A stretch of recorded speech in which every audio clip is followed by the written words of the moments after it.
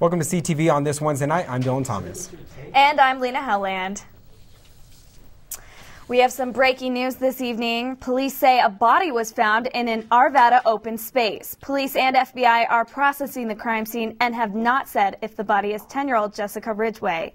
Jessica has been missing since Friday after she failed to meet up with friends and walk to school. The school tried to contact Jessica's mom when she was not in class, but were unable to contact the mom. Police say they got a late start searching because the mother didn't immediately realize she was missing.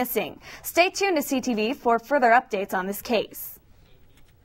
And students' creativity was sparked around campus today as they participated in Construction to kick off Cans Around the Oval. The College of Business and Gamma Phi Beta were just some of the groups that gathered in the plaza today. Today is Construction. It's actually a component to the overall Cans Around the Oval process. And today is basically like a celebration piece where students can come in, take the cans that they've already been collecting, and build amazing structures out of it. I am being taped to a pole. The event is called Stick to a Cause for Cans Around the Oval. We decided to do this because it's a great opportunity to get out in front of the student body and to support a cause that I feel very strongly about and something that's going to help a lot of people. So 14% of those who live in Larimer County are food insecure, so definitely want to push the importance of this event and how important it is to look out for our fellow citizens. The Colorado Ethics Watch is investigating after recent reports revealed Colorado Secretary of State Scott Gessler has been using taxpayer dollars to fund personal and political travel to Florida and Washington, D.C.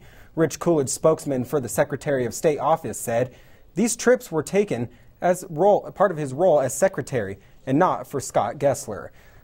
Altogether, Gessler was reimbursed for over $1,400. The Colorado Ethics Watch could present their findings to the Denver District Attorney's Office, prompting further investigation.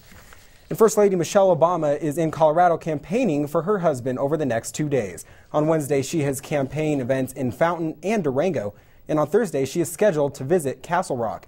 On Thursday in Virginia, she said cutting Sesame Street is not the way to balance the budget. Coming up on CTV News, a local company booms after technology changes. And how that same company is supporting breast cancer awareness.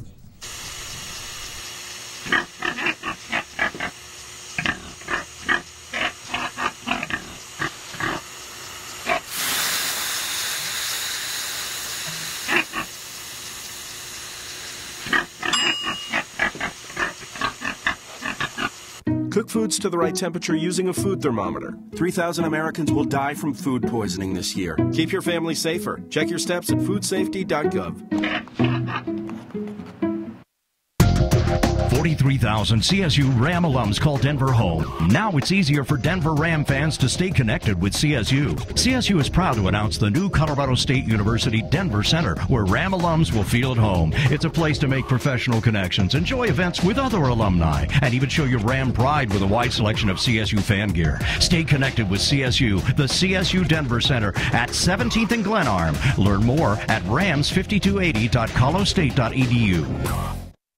A judge has denied 3 Aurora shooting victims' requests for access to the Century 16 Theater, ruling that the court no longer has jurisdiction because the theater has been released as a crime scene. The victim's attorney, Christina Habis, said her clients need access to the documents to proceed with their civil lawsuit against Cinemark, citing lax security at the theater for allowing the shooting to occur. One Fort Collins company is seeing exponential growth after a new Apple device hit the shelves just 2 weeks ago. A launch of a new product. We call it Christmas around here. Keeps this Fort Collins company growing. To be honest, Otterbox would not be around, quite frankly, if the iPhone 5 or iPhones before that, never came to be. Online research. Listening to the same rumor sites and blogs that consumers are. Is how Otterbox heard of the iPhone 5. We don't get a lot of information in advance. And designed the new case. I can't even tell you how many designs they must have come up with. But they were right on time. Otterbox cases were available the day of iPhone launch. Here in the Fort Collins Otterbox Distribution Center, we've been told that millions of iPhone 5 cases have been packaged and sent out from this very location. With higher demand comes new jobs. We've hired a lot of temporary temporary employees. And with the booming business comes visits from business partners. They're, staying in the hotels here. That means they're having lunch downtown. That means that they are spending additional money and helping the economy here within Fort Collins. Money that is always well spent. Otterbox cases are available in retail stores and online at otterbox.com. And CTV reporter Kari Pills also looked at how Otterbox is supporting breast cancer awareness this month. It's Breast Cancer Awareness Month, and Otterbox has got it covered. So Otterbox has been a partner with the Avon Foundation since 2008, and we sell our Pink and Strength cases year-round, but during the month of October, which is Breast Cancer Awareness Month, we really promote that partnership. To date, Otterbox has raised over $1.3 million for the Breast Cancer Crusade, which gets put towards educating both men and women about breast cancer screening. So 5% of every case purchased, every Pink and Strength case purchased for Otterbox goes back to the Avon Foundation, which benefits the Breast Cancer Crusade. This month, Otterbox wishes to remind us all that there is strength in numbers. Kari Pills, CTV News. Still ahead, I go to Corbett Hall to check out the Chili Challenge. Stay tuned.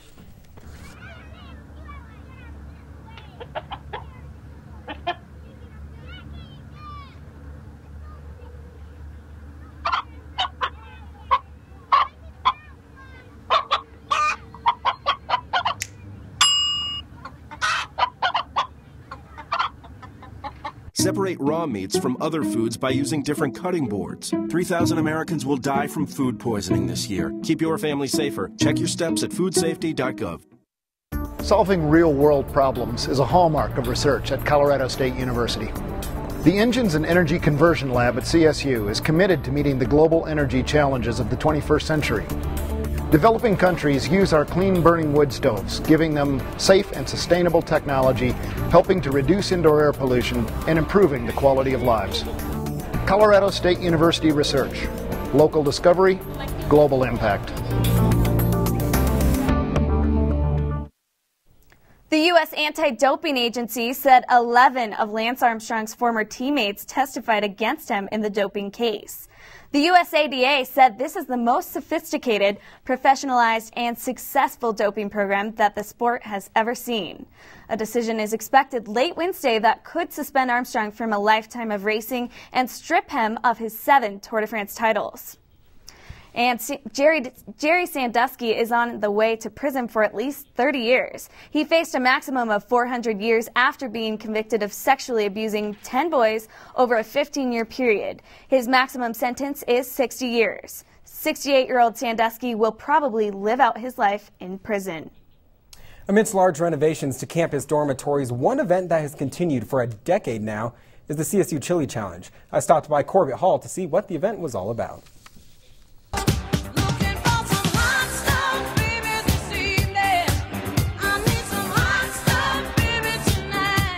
CSU Dining Services are back with their annual Chili Challenge, a competition held at Corbett Hall to test the heat capacity students can consume. In partnership with the Poudre Fire District, CSU Dining Services provides 5 days of hot chili, progressively getting hotter. On day 5, we garnish the chili with habanero, and you have to eat the habanero too. You see people's lips get red, the eyes water. I decided to take the challenge myself. I think all the years of eating my grandma's green chili made it quite easy.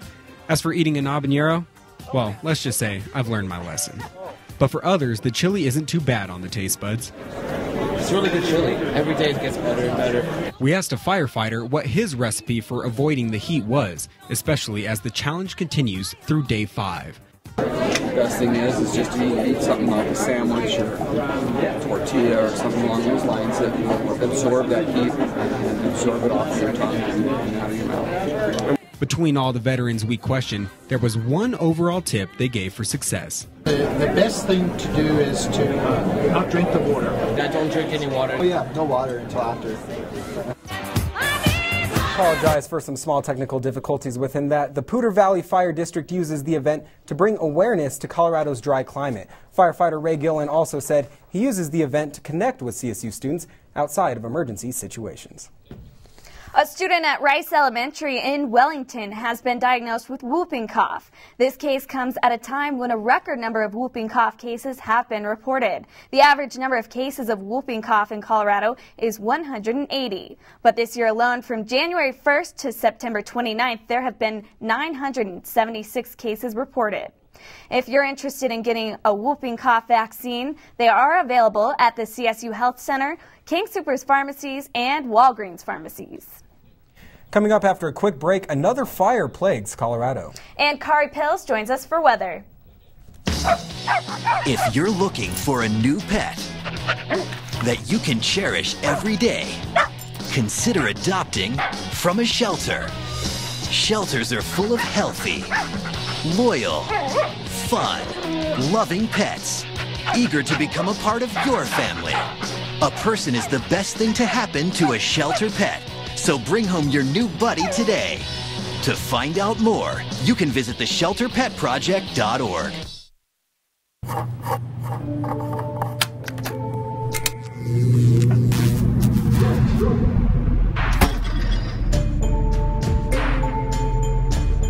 Traditional light bulbs actually generate 9 times more heat than light.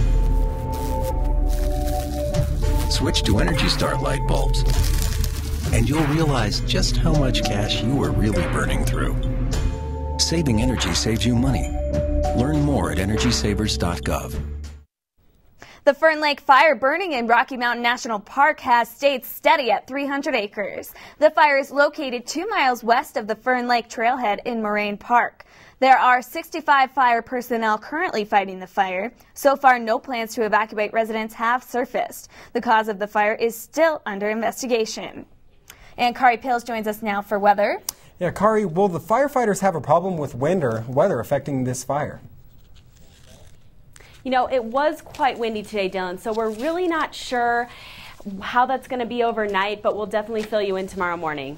It turned out to be a beautiful day here, however, and those temperatures were a little cooler than expected. That cloud cover in the morning kept it from warming up completely.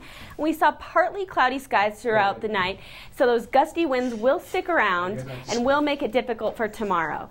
Today we started out a little bit cooler, and it's going to remain a little bit crisp and fall-like for the next few days. Today's highs around the state were very ranged.